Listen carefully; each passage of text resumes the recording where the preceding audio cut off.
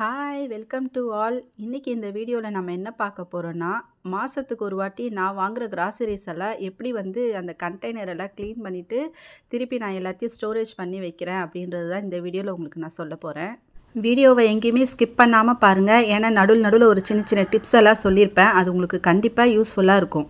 First ஷெல்ஃபில் இருக்கிற containers எல்லாம் எடுத்து கீழே வச்சுட்டு அதில் இருக்கிற திங்ஸ், அந்த ஓல்டு திங்ஸ் இருக்கும் பார்த்தீங்களா, போன மாதம் வாங்கின அந்த பெண்டிங் கிராசரிஸ் அதெல்லாம் எதெல்லாம் ஃப்ரீயாக இருக்கோ அந்த மாதிரி பாத்திரத்துலலாம் கொட்டி அதை காலி பண்ணிவிட்டு சிங்கில் போட்டு தண்ணி தெளித்து ஒரு 10 நிமிஷம் நல்லா ஊற விடுறேன்.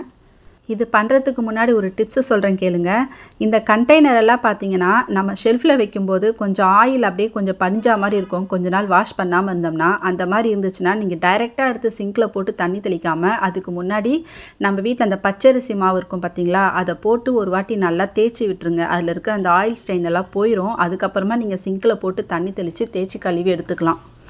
இதெல்லாம் நான் கழுவி எடுக்கும்போது டைம் பார்த்தீங்கன்னா 5:30 ஆகிடுச்சு. எப்போவுமே ஒரு 5 o'clock ஈவினிங் பையனுக்கு பால் காய்ச்சி கொடுத்துருவேன். இந்த க்ளீனிங் ஒர்க்கு கையில் எடுத்ததுனால எனக்கு அந்த டைம் போனதே தெரியல. 1/2 hour லேட் ஆகிடுச்சு. ஸோ அவனுக்கு பாலை காய்ச்சி கொடுத்துட்டு வேலையை கண்டினியூ பண்ணலாமேன்னு சொல்லிட்டு பாலை காய்ச்சி கொடுத்துட்டேன். நான் எப்போவுமே இந்த கிராசரிஸ் கண்டெய்னரை க்ளீன் பண்ணி ரீஃபில் பண்ணி வைக்கிற வேலை எப்போ செய்வேன்னு பார்த்தீங்கன்னா அமாவாசை முடிஞ்சு 3வது நாள் செய்வேன். ஏன்னா வளர்ப்பிறையில் செய்கிற விஷயம் எல்லாம் வளரும்னு சொல்லுவாங்க இல்லையா, அதனால் இதுவும் உங்களுக்கு ஒரு டிப்ஸு தான். இதையும் ஃபாலோ பண்ணுங்கள். வளர்ப்பிறையில் மளிகை பொருட்களை நிரப்பி வச்சிங்கன்னா சகல ஐஸ்வர்யங்களும் வீட்டில் நிலச்சிருக்கும். கண்டெய்னரெல்லாம் க்ளீனாக கழுவி வச்சுட்டேன். இப்போ இதில் பார்த்தீங்கன்னா கிராசரிஸ் எல்லாம் ஃபில் பண்ணி வைக்கிறதுக்கு முன்னாடி கொஞ்சம் கூட ஈரமே இருக்கக்கூடாது. அதனால் நல்லா ஒரு வேஸ்ட்டு காட்டன் துணியை போட்டு நல்லா தொடச்சி எடுத்துக்கிறேன். நான் சின்ன வயசில் இருக்கும்போது எங்கள் பாட்டியெல்லாம் என்ன பண்ணுவாங்கன்னு பார்த்தீங்கன்னா, அவங்க இந்த ஜாடி, பானை இந்த மாதிரி பொருளெல்லாம் யூஸ் பண்ணாங்க. நம்மள மாதிரி இந்த மாதிரி மீஷோ இந்த மாதிரி ஃப்ளிப்கார்ட்லலாம் ஆர்டர் போட்டெல்லாம் வாங்கினதெல்லாம் கிடையாது அவங்க. ஸோ அவங்க அதை என்ன பண்ணுவாங்கன்னு பார்த்தீங்கன்னா, காலையிலே எல்லாமே க்ளீனாக கழுவிட்டு அந்த அது என்ன கட்டில், அது கைத்து கட்டில்னு சொல்லுவாங்களே, அந்த கட்டில் மேலே எல்லாத்தையும் கவுத்து வச்சு நல்லா காய விடுவாங்க. அதுக்கப்புறம் தான் அதில் திருப்பி ரீஃபில் பண்ணி வைப்பாங்க. நம்ம வாழ்ந்துட்டுருக்கிற இந்த சிட்டி லைஃப்பில் எங்கேருந்து கைத்து கட்டிலுக்கெல்லாம் போகிறது? நம்மெல்லாம் க்ளீனாக கழுவி எடுத்தோமா, காட்டன் துணியை போட்டு தொடச்சோமா, ஃபேன் காற்றுல காய வச்சோமா, அவ்வளோதான், வேலை முடிஞ்சு போச்சு. நான் வாங்கிட்டு வந்த கிராசரிஸ் எல்லாம் சொல்ல கேட்காம என் பையன் தூக்கிட்டு வரான். ஜான் பிள்ளை ஆனாலும் ஆண் பிள்ளை இல்லையா, அவனே எடுத்துகிட்டு வச்சு நான் தான் எல்லாமே உங்களுக்கு ஹெல்ப் பண்ணுறமான்னு சொல்லிட்டு உள்ளேருந்து எல்லாத்தையும் எடுத்து வெளியே வைக்கிறாங்க. ஒரு சில நேரத்தில் ஏதாச்சும் ரொம்ப சேட்டை பண்ணி கடுப்பேற்றினா கூட நம்ம கையில் இருக்கிற வேலையை வாங்கி செய்யும்போது பரவாயில்ல, நம்ம கை வேலையை வாங்கி செய்கிறதுக்கு நம்ம புள்ள இருக்கேன்னு ஒரு சந்தோஷம் இருக்கும் பாருங்கள். அப்படி ஒரு சந்தோஷம் அது. வாங்கிட்டு வந்த பொருளெல்லாம் எடுத்து அழகாக கீழே வச்சுட்டாங்க. நானும் அதெல்லாம் எடுத்து ரீஃபில் பண்ண ஆரம்பிச்சிட்டேன். இது ரீஃபில் பண்ணும்போது பார்த்தீங்கன்னா நம்ம பழைய பொருள் அந்த வாஷ் பண்ணுறதுக்கு முன்னாடி எடுத்து வச்சோம்ல, அதை முதல்ல கொட்டக்கூடாது. ஃபஸ்ட்டு புதுசாக வாங்கிட்டு வந்த பொருளை கொட்டிட்டு அதுக்கு மேலே அந்த பழைய பொருளை வச்சோம்னா ஃபஸ்ட்டு அது காலியாகும். நீங்கள் அந்த பழைய பொருளே ஃபஸ்ட்டு கொட்டினீங்கன்னு வச்சுக்கோங்களேன், அதுக்கு மேலே புதுசை கொட்டுவீங்க. ஃபஸ்ட்டு புதுசு மட்டும் காலியாகும். அடுத்த மாதம் மறுபடியும் நம்ம வாஷ் பண்ணும்போது மறுபடியும் அந்த பழைய பொருள் அப்படியே எடுத்து வைப்போம்.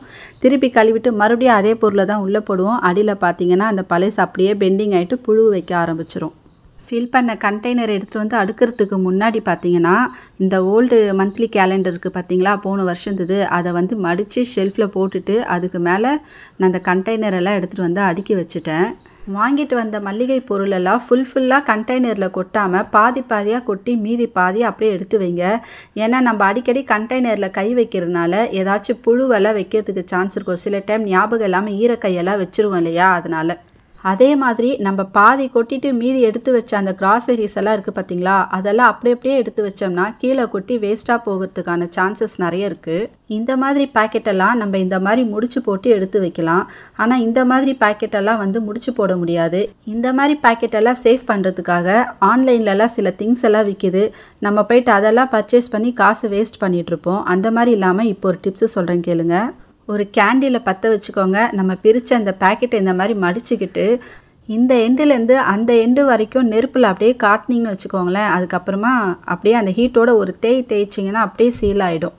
நம்ம இதை கடையிலேருந்து வாங்கிட்டு வரும்போது எவ்வளோ சேஃபாக சீல் பண்ணியிருந்தாங்களோ அதே மாதிரி சீல் ஆகிடும். என்ன தான் ஆட்டி பார்த்தாலும் எதுவுமே கொட்டவே கொட்டாது.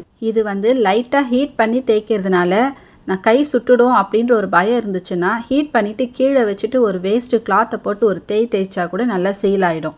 நம்ம காசு கொடுத்து வாங்குகிற கிராசரிஸ் பார்த்தீங்கன்னா வேணும்னே கீழே கொட்டி வேஸ்ட்டு பண்ண மாட்டோம். நம்ம வேறு ஏதாச்சும் எடுக்கும்போது கை தவறி கீழே கொட்டி வேஸ்ட் ஆகிடும். அந்த மாதிரி நடக்காமல் இருக்கிறதுக்காக நான் ரொம்ப நாளாக இந்த டிப்ஸை தான் ஃபாலோ பண்ணிக்கிட்டு இருக்கேன்.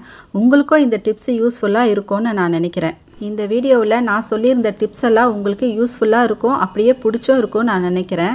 அப்படி ஒரு வேளை நான் சொன்ன டிப்ஸ் எல்லாம் உங்களுக்கு பிடிச்சிருக்குன்னா லைக் பண்ணுங்கள், ஷேர் பண்ணுங்கள், மறக்காமல் நம்ம சேனலை சப்ஸ்கிரைப் பண்ணி சப்போர்ட் பண்ணுங்கள். உங்களுக்கு வேறு எந்த மாதிரி வீடியோ வேணும் அப்படிங்கிறத கீழே கமெண்ட் செக்ஷனில் வந்து சொல்லுங்கள். நான் அதே வீடியோவை உங்களுக்கு போஸ்ட் பண்ணுறேன். Thank you for your supporting and watching. Bye.